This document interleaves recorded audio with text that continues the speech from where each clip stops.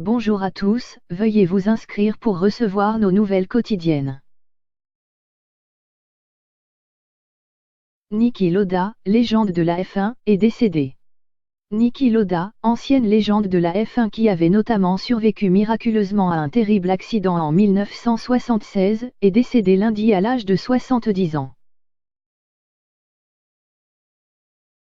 Un homme dans un cockpit en flammes, mort paisiblement quelques décennies plus tard, Niki Lauda, disparu lundi à 70 ans, était une légende de la F1 à jamais associée à son terrible accident de 1976. C'est avec une profonde tristesse que nous annonçons que notre cher Niki s'est éteint paisiblement, lundi 20 mai 2019, entouré de sa famille, ont indiqué les proches de l'ancien pilote dans un courrier électronique cité par ces médias. Le 1er août 1976, au volant de sa Ferrari sur le circuit du Nürburgring en Allemagne, sa Ferrari part brusquement dans le mur et s'enflamme. Il reste près d'une minute dans le cockpit, avant d'en être extrait par 3 concurrents. Les images du terrible accident du champion du monde en titre ont choqué le monde entier. Mais Lauda est un battant, qui va revenir à la vie.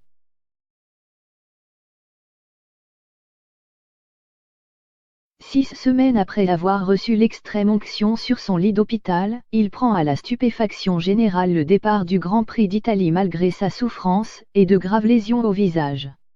Cette saison-là, il lutte pour le titre jusqu'à la dernière course avec le Britannique James Hunt, finalement couronné.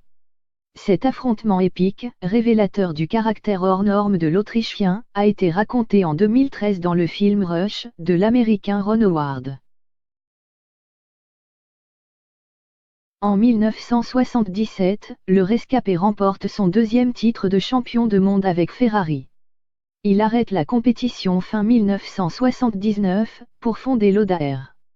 Mais il retrouve les circuits dès 1982, au volant d'une McLaren avec laquelle il conquiert en 1984 son ultime titre mondial.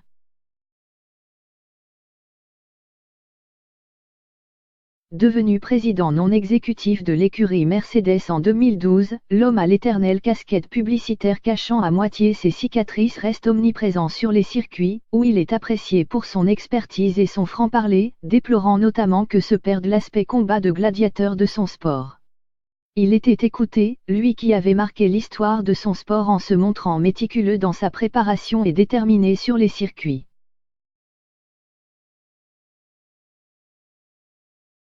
Son faux départ de la F1 en 1979 est lié à sa seconde passion, l'aviation civile. Pionnier du charter privé, il crée cette même année sa propre compagnie aérienne, qu'il cède avec profit à Austrian Airlines en 2002. C'est loin d'être le dernier looping de cet homme d'affaires avisé, par ailleurs pilote de ligne confirmé. En 2004, il crée la très profitable compagnie low-cost Niki, qu'il revend en 2011 à l'allemand Air Berlin.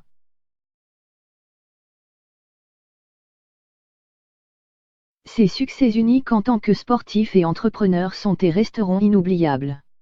Son dynamisme infatigable, sa franchise et son courage restent un exemple et une référence pour nous, a souligné la famille. En dehors de la vie publique, c'était un mari, un père et un grand-père aimant et soucieux des autres. Il nous manquera beaucoup, a-t-elle ajouté.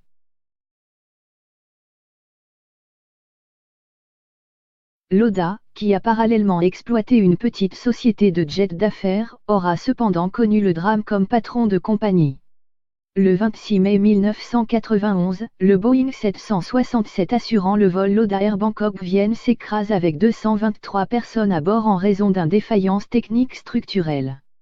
Il n'y a pas de survivants. Né le 22 février 1949 dans une famille de la bourgeoisie d'affaires viennoise, Andreas Nikolaus Lauda, dit Niki, est père de 4 enfants issus de 2 mariages différents. Il n'a pas 20 ans lorsque, sans en avertir ses parents, il dispute en 1968 sa première course automobile avec une Mini Cooper offerte par sa grand-mère.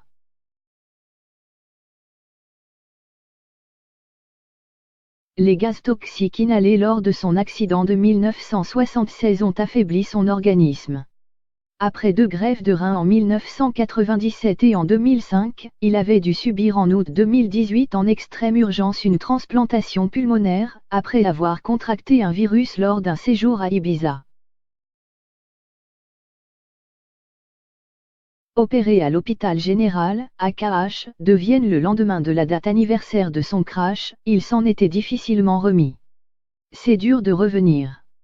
Ça ne se compare pas à mes brûlures après l'accident du Nürburgring, confiait-il au journal Swiss Blick. Je suis brièvement mort. Mais j'ai ressuscité.